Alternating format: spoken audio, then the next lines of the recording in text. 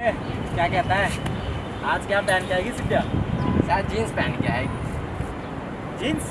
मुझे तो लगता है भाई आज सूट पहन के आएगी। शायद मेरे को लगता है जीन्स पहन के आएगी। लगा रहा सर? हाँ लगा फिर लगती आप है। ही माल।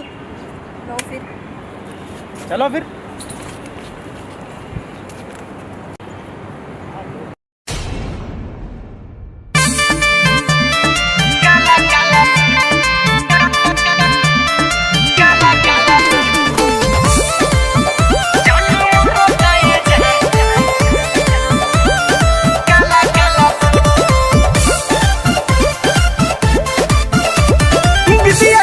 खा के कहिले बोली लेना झूठ, विद्या कसम खा के कहिले बोली लेना झूठ।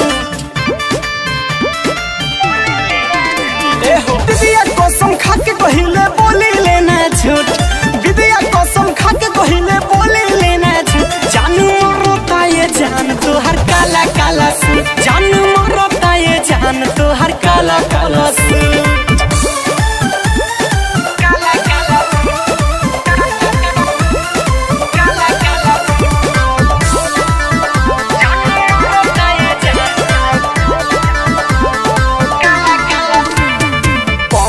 के पायल करेला दिलवा घायल, तोहरी अदक कितना लोग बकाया।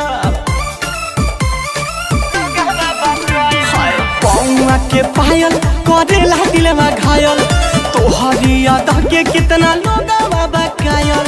सपना में सतावेलू तो जानी हम उठ, सपना में सतावेलू तो जानी हम उठ।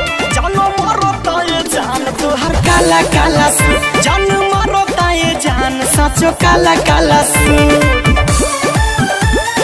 काला काला सूट, काला काला सूट, जानो मरता ये जान काला काला सूट। बाबर और रहमान के तू बहिया में आजा, चलो चानी काटे खूबे आई हो मजा। राज के तू बहिया में आजा, चलो चानी काटे खूबे आई हो मजा। मुहवा ऐसे मोड़ा जानी हमारा से रूट, मुहवा ऐसे मोड़ा जानी हमारा से रूट। जानो मरता ये जान तो हर काला काला सूट, जानो मरता ये जान साचो काला काला सूट। 1 2 3 और ये 5। ऐसी बात माना तो बड़ी सोनी लगती है।